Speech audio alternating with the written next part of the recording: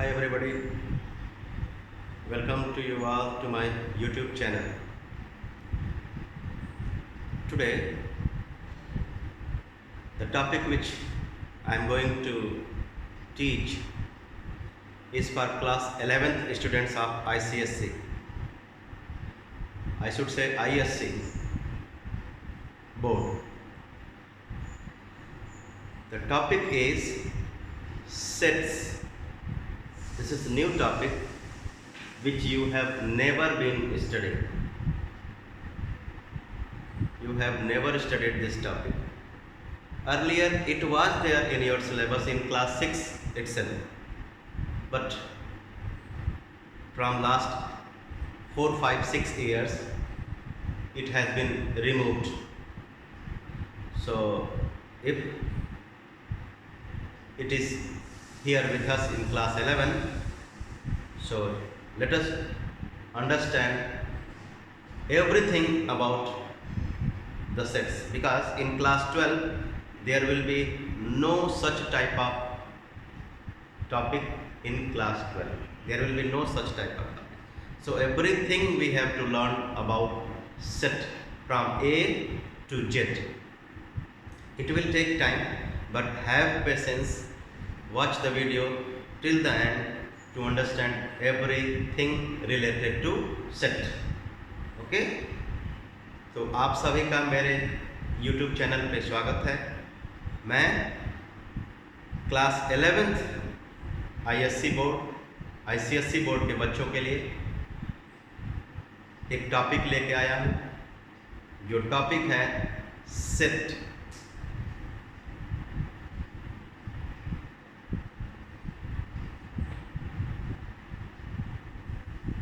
ये पूरी तरह से थ्योरेटिकल टॉपिक है। तो चलिए समझते हैं कि सेट होता क्या है। So set is well defined collection of objects, और set is well defined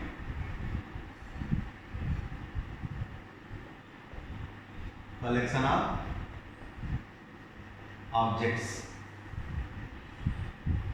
If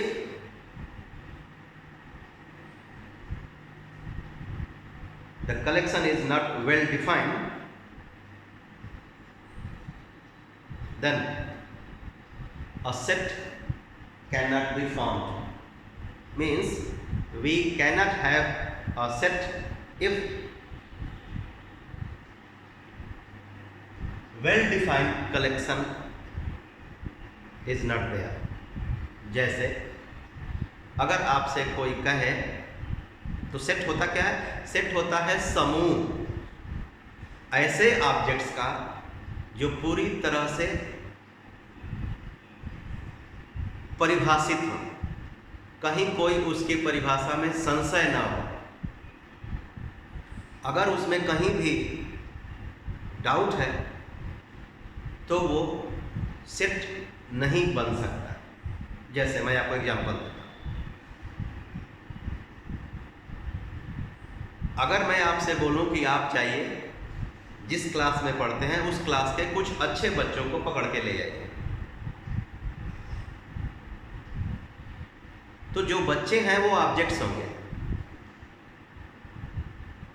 और मैंने जिस शब्द को कहा, मैंने कहा अच्छे बच्चे, तो अच्छे बच्चे वेल डिफाइंड नहीं हैं। आप जाएंगे तो कुछ बच्चों को पकड़ के ले आएंगे, कहेंगे सर ये बच्चे इस क्लास के अच्छे बच्चे। दूसरा जाएगा तो वो कुछ दूसरे बच्चों को पकड़ के लाएगा। तो मेरे पास जो कलेक्शन आएगा वो अलग अलग आएगा। So that's why when I say that collection of good students of the class, तो आप कहोगे sir that will not be a subject. So when do we get the subject? When do we get the set? आप कहोगे कि वो set नहीं है। जब मैं कहूँगा कि अच्छे बच्चों को पकड़ के ले आइए सेट बनाए, तो आप कहोगे सर अच्छे बच्चे किसको बोलते हैं, हम तो नहीं जानते। So that formation of set is not possible. But when I से जाइए उन बच्चों को पता करके लेके आइए जिनके मार्कशीट में मैथ्स में 50 नंबर से ऊपर है। मार्कशीट देख के लाइए, तो आप जाएंगे तो निश्चित तौर पे कुछ बच्चों को लेके आएंगे, दूसरा कोई जाएगा तो वो भी जब पता करेगा तो वही बच्चे वो भी लेके आएगा। इट मीन्स उस केस में सेट का फॉर्मेशन संभव है। किस केस में? जब मैं कहूँ set of those students who have scored more than 50 marks in maths,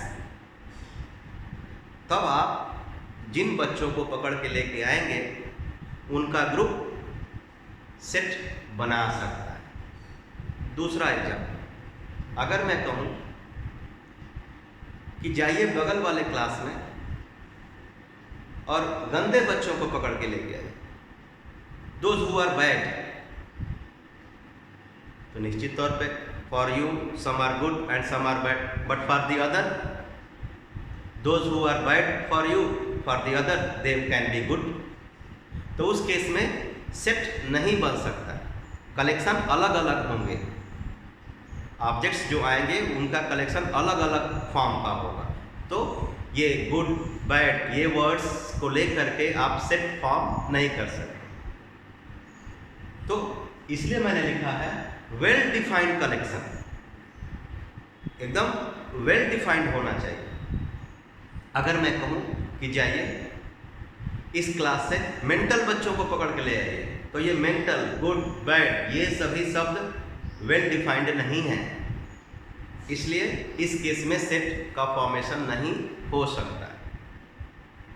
अगर मैं कहूँ कि जाइए अपने क्लास से उन बच्चों को पकड़ के ले आइए जो 30 साल के ऊपर के हैं, तो आप ये मत कहना सर 30 साल के ऊपर का तो कोई मिलेगा ही नहीं, तो सेट कैसे बनेगा? नो, आप कहोगे सर 30 साल के ऊपर का कोई स्टूडेंट नहीं है इस क्लास में। Yes, I agree with you. तो उस केस में सेट तो बनेगा, लेकिन उस सेट में कोई मेंबर नहीं होगा, कोई ऑब्जेक्ट प्लेस नहीं होगा। मतलब हमारा ग्रुप तो बनेगा, उस ग्रुप में कोई मेंबर नहीं होगा। तो फिर से बोल रहा हूँ, सेट क्या होता है? Set is well defined collection of objects, और जो ऑब्जेक्ट्स हैं जो उस सेट को बिलोंग करेंगे, जैसे आप पकड़ के ले आए सोहन मोहन रोहन जिन्होंने 50 नंबर से ऊपर पाया है मैथ्स में, so Rohan Mohan Sohan will be called the members of the set या एलिमेंट्स ऑफ द सेट। तो हम कह सकते हैं कि एलिमेंट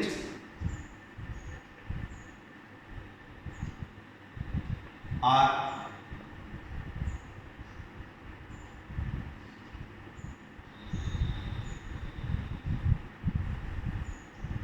members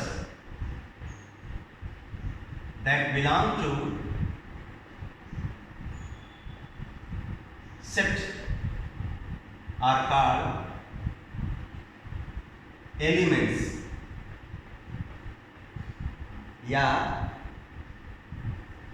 ऑब्जेक्ट्स। ये भी देख लीजिएगा, objects that belong to a set are called member or element। वो ऑब्जेक्ट जो सेट को बिलोंग करते हैं उनको हम मेंबर या एलिमेंट ऑफ द सेट कह सकते हैं। अगली बात पे आइए। जब हमारे पास मेंबर्स आ जाएं किसी सेट के, जब हमारे पास किसी सेट के एलिमेंट्स आ जाएं, तो उन एलिमेंट्स को हम पेयर ऑफ कर्ली ब्रेसेस में बंद कर देते हैं। एग्जाम्पल, रोहन मोहन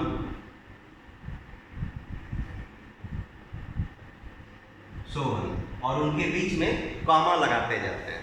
ये सब क्या हुए? एलिमेंट्स हुए या मेंबर हुए।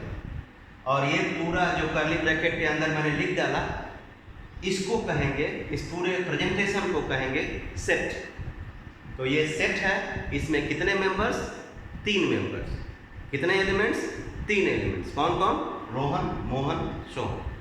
अब इसको हम लोग एक सिंबॉलिक नोटेशन में लिखते हैं। कैसे भाई? हम बोलते हैं कि Rohan is an element of this set, Mohan is an element of this set, या दूसरी तरह से हम कहते हैं रोहन बिलोंग्स टू, क्या कहते हैं? रोहन, अगर मैं इस सेट को कैपिटल लेटर ए से डिनोट करूं तो कहेंगे Rohan belongs to set A, और इसी को सिंबल में लिखते हैं रोहन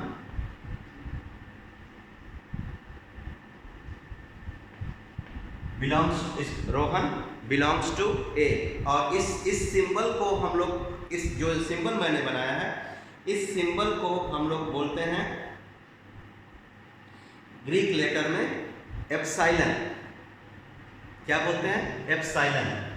ये सिंबल जो कि एलिमेंट के लिए है, बिलोंगिंग के लिए है, और इसको हम ग्रीक लेटर में एप्सिलॉन बोलते हैं। तो एप्सिलॉन हमको बोलने की जरूरत नहीं है, आप फिजिक्स वगैरह में सिंबल नोटेशन का नाम जानते रहिए।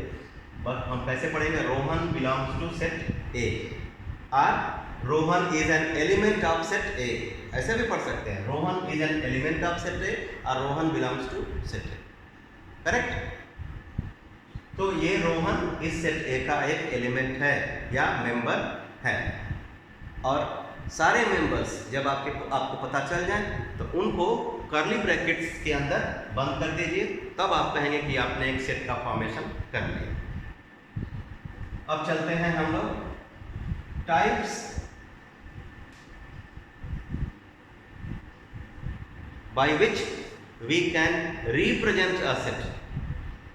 एक सेट को लिखने का कितना तरीका होता है?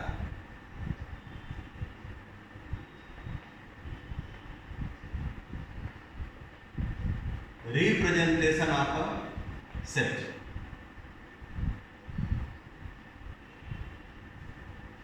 एक सेट को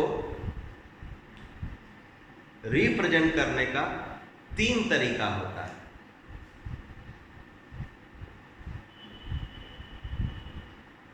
पहला डिस्क्रिप्टिव,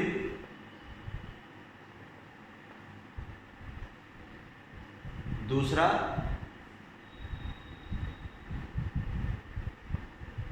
रोस्टर और टैबुलर, तीसरा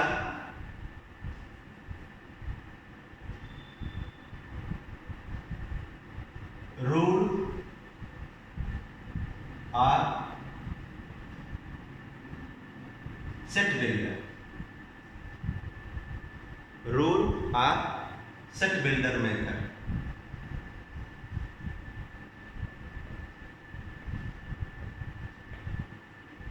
अब चलिए इन तीनों मेथड को हम लोग समझते हैं। ठीक?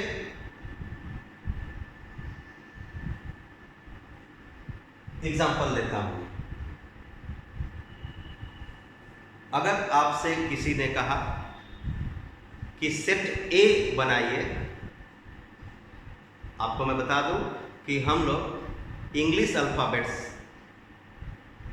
वो भी कैपिटल लेटर्स यूज करते हैं किसी सेट को डिनोट करने के लिए। उसके मेंबर्स को लिखने के लिए हम यूज कर सकते हैं स्मॉल लेटर्स। बट जैसे मैट्रिसेस में आपने क्लास 10th में पढ़ा था, matrix A, matrix B, matrix C, अब उसमें कैपिटल लेटर्स होते थे ए बी सी। उसी तरीके से set A, set B, set C कहेंगे तो वो सभी कैपिटल लेटर्स होंगे। तो मैं बोल रहा हूं कि set A is collection of natural number less than 10।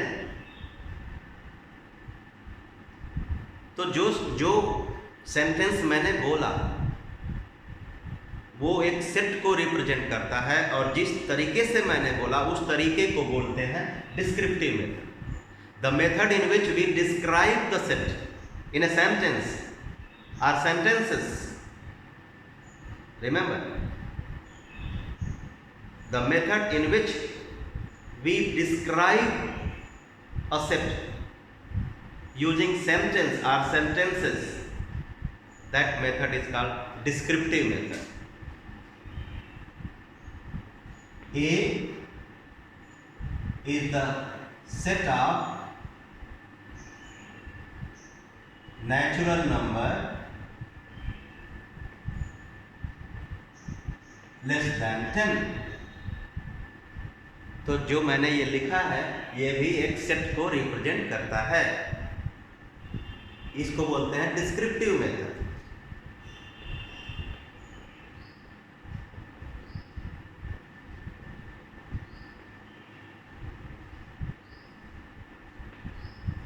अब इसी डिस्क्रिप्टिव मेथड का हेल्प लेकर के हम लोग सेट ए को रोस्टर या टैबुलर मेथड के फॉर्म मेथड यूज करते हुए उस फॉर्म में भी लिख सकते हैं। तो रोस्टर या टैबुलर क्या होता है? रोस्टर और tabular method is the method in which we write the members और elements of the set if possible. Roster या टैबुलर मेथड किसी सेट को रिप्रेजेंट करने का वो तरीका होता है जिसमें हम उसके मेंबर्स या एलिमेंट्स को लिखते हैं। तो ये सेट जो कि डिस्क्रिप्टिव मेथड में लिखा गया है, इसको अगर आप रोस्टर या टैबुलर में लिखना चाहते हैं तो इसके एलिमेंट्स या मेंबर्स को लिख दीजिए। Set A equals to, I have told you to write the members और elements of the set, we need to use the pair of curly braces। तो 10 से कम नेचुरल नंबर्स लिख डालिए इसमें और सेपरेटेड बाय कामा। 1 2 3 4 5 6 7 8 9। तो ये जो तरीका है इस तरीके को बोलेंगे रोस्टर या टैबुलर। दो नाम होता है, रोस्टर भी कर सकते हैं, टैबुलर भी कर सकते हैं। अब तीसरा मेथड भी है, there is third method also to represent a set, and that third method is called rule method और सेट बिल्डर मेथड। क्या लिखा है मैंने? रूल और सेट बिल्डर, नाम भी लिखा है। सेट बिल्डर मीन्स आप वो फॉर्मूला लिखेंगे जिस फॉर्मूले पे ये एलिमेंट्स सेट हैं, मतलब किस पैटर्न पे है वो फार्मूला लिखेंगे।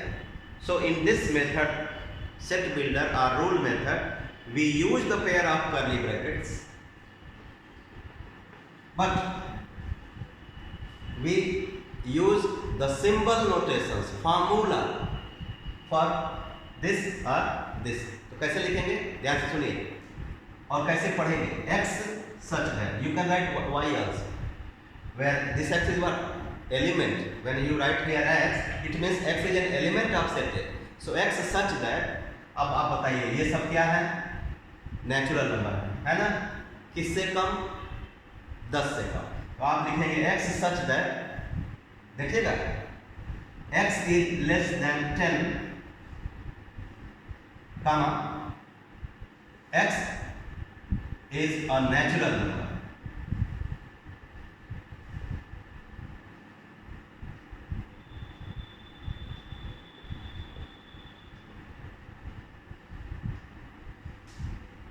ठीक। अब जो बच्चे जानते हैं कि capital N is the symbol for set of natural number, वो इतना लंबा वाक्य लिखने की बजाय लिख सकते थे x लेस देन 10, इसकी जगह पे क्या लिख सकते थे? x belongs to n। जैसे कि आप क्लास 10th में linear inequation in one variable में पढ़े थे, x belongs to z, x belongs to n, x belongs to real number. तो आप इसकी जगह पे x is a natural number की जगह पे आप लिख सकते थे x belongs to n। Belongs to के लिए मैंने बताया है एप्सिलॉन, ये सिंबल यूज करते हैं। और ये सिंबल हम एलिमेंट के लिए यूज करते हैं, सेट के लिए नहीं। इधर सेट रहेगा, इधर एलिमेंट रहेगा। तो लिखिए आपने, ये 3 तरीके होते हैं किसी सेट को रिप्रेजेंट करने के, डिस्क्रिप्टिव, रोस्टर या टेबुलर, रूल या सेट बिल्डर। अब आगे चलते हैं, लेट्स गो अहेड।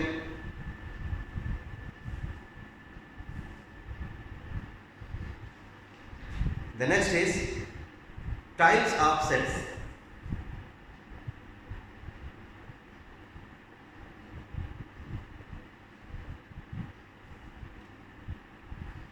अब किसी सेट का टाइप हम तब बता पाते हैं जब उनके एलिमेंट्स को हम देखें, एलिमेंट्स की संख्या को देखें।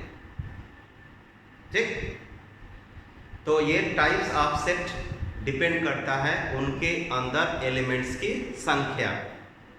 तो आई स्टार्ट विथ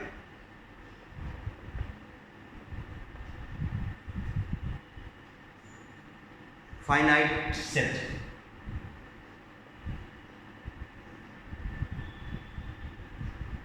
नाम से ही स्पष्ट है, एक सेट को फाइनाइट सेट कहेंगे। A set will be called finite if the number of its elements are finite, means countable number of elements it has. A set of finite set is a set of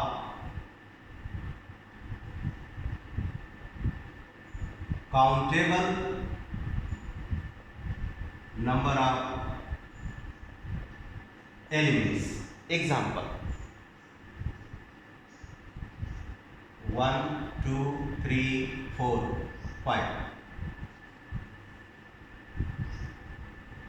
It has 5 elements in it, so it is finite set. Second example: x such that x is more than 1 but less than 5, x belongs to M. Is this finite? You need to think. To find whether a set is finite or not, you need to know its elements. If you are able to count its elements, you will say yes sir, it is finite. If it contains infinite number of elements, so it will be called infinite sets. So here, how many elements does this set have? Can you tell me? मुझे लगता है कि आप बता लेंगे। आप class 10th में linear inequation in one variable में इस तरह का क्वेश्चन सॉल्व किए हैं और एलिमेंट्स लिखे हैं, जिसको हम लोग कहते थे कि right the solution set and graph it on the number line. तो इसके सोल्यूशन सेट में कितने एलिमेंट्स आएंगे? 2, 3, 4 आएंगे ना, 3 एलिमेंट। तो आप इसको क्या कहोगे? Finite set. इस सेट को भी, जो कि डिस्क्रिप्टिव मेथड है या रूल मेथड में लिखा गया है, ये टेबुलर मेथड में लिखा गया है, ये दोनों मेथड इसी सेट के लिए हैं, इसके लिए हैं। और ये सेट क्या होगा? Finite set. अब आगे आइए infinite set.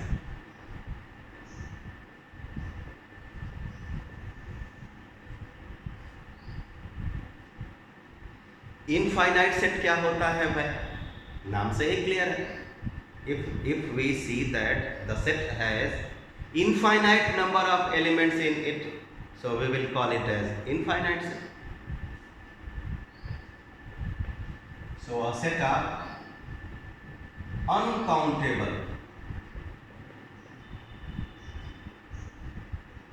number of elements in it. Example: 0, 1, 2, 3, dash dash dash, -1, -2, dash dash dash. When you go on, keep on going, do you know what is the last integer?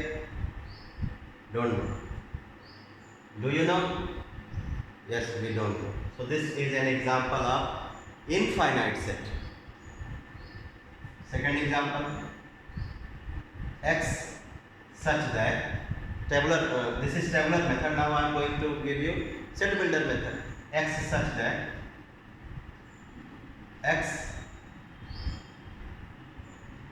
is less than 0 and x belongs to z, 0 से छोटा, negative numbers, integers, negative integers, so -1, -2, -3 लिखते जाइए. Will you be able to count? No. So this is another example of infinite set. अगला empty set or null set.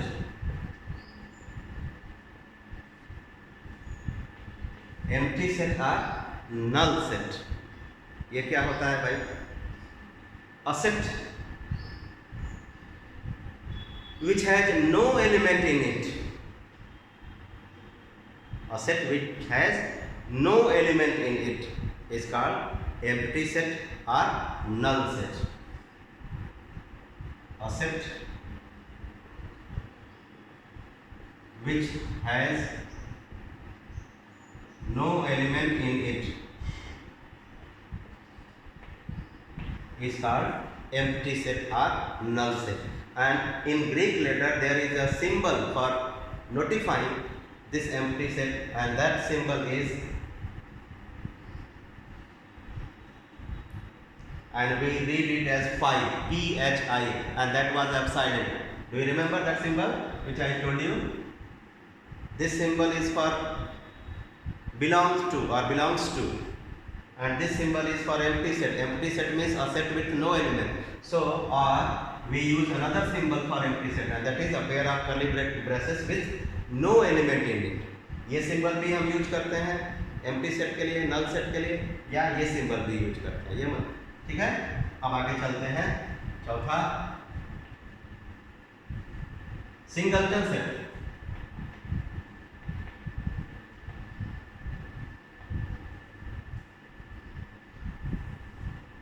Singleton set, single, a set with one element in it.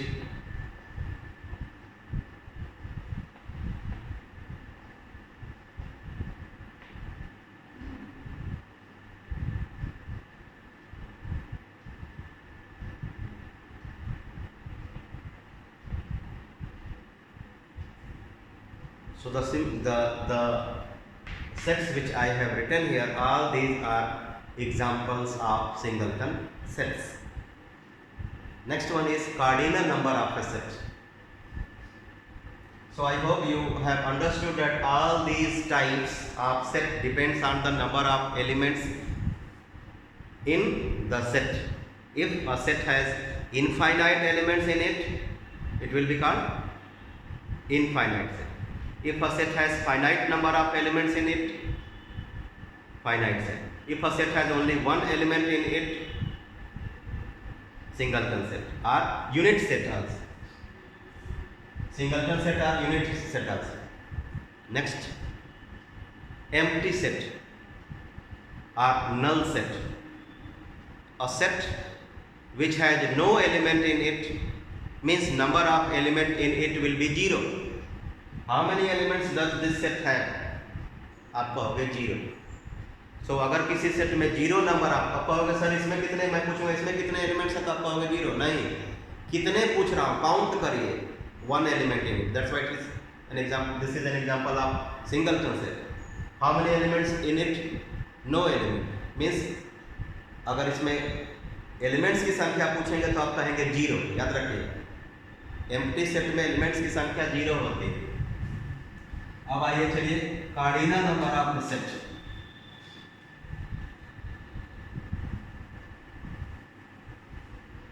Cardinal number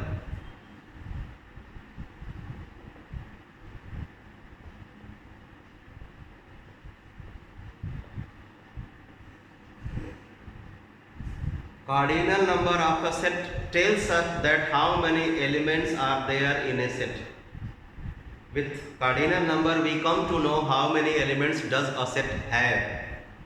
cardinal number से हमको पता चलता है किसी set में कितने elements हैं। कार्डिनल नंबर से हमको पता चलता है कि किसी सेट में कितने मेंबर्स हैं, 1 मेंबर हैं, 0 मेंबर हैं, इनफाइनाइट मेंबर्स हैं, 10 मेंबर्स हैं। ये कैसे पता चलता है? कार्डिनल नंबर से पता चलता है। तो कार्डिनल नंबर का मतलब होता है उस किसी सेट का कार्डिनल नंबर का मतलब होता है उस सेट के अंदर एलिमेंट्स की संख्या। तो cardinal number of a set means number of elements in it. Cardinal number of a set, number of elements in it. Cardinal number of a set means number of elements in it. और इसको हम symbol के through कैसे दिखाते हैं? Suppose we have a set A with 3 elements in it. तो आप लिखिए कि इसमें 3 एलिमेंट्स हैं, या लिखिए cardinal number of set A is 3, या सिंपल सा एक सिंबल बना दीजिए ऐसे n bracket A equals to 3, और इसको पढ़ते कैसे हैं? Cardinal number of A equals to 3। Set B, so what is the cardinal number of set B? आप लिखेंगे cardinal number of set B equals to 0। Clear? अब आइए equal sets.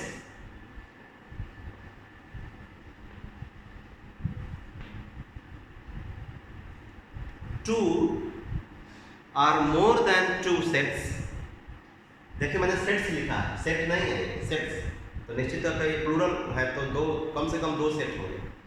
So 2 or more than 2 sets are said to be equal if they have same to same elements. 2 sets are equal if they have same elements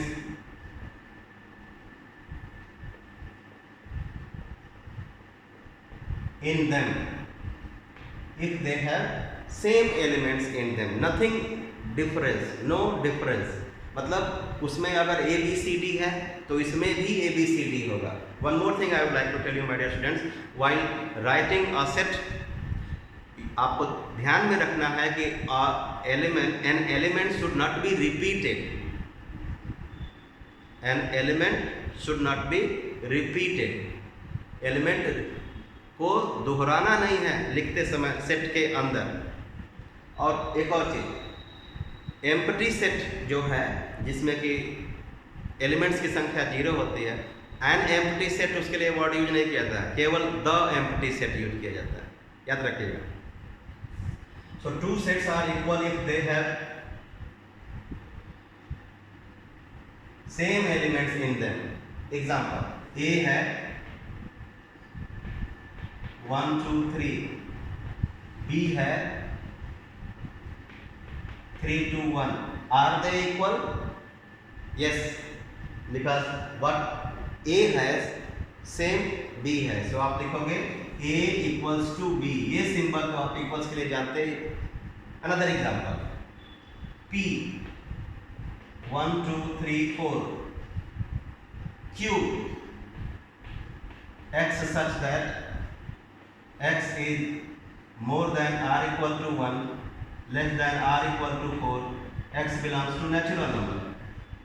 Are the sets P and Q equal?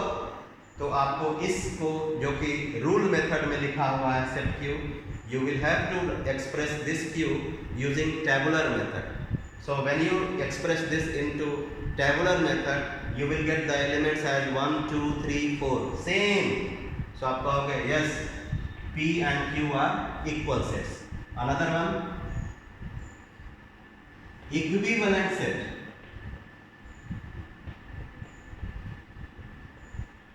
Equivalent sets, 2 sets are more than 2 sets to be 2 sets can be called equivalent sets if they have same cardinal number.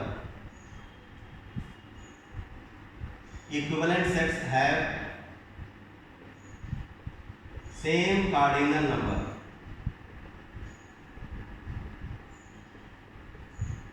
Example, set A 1, 2, 3, 4, set B P, Q, R, S.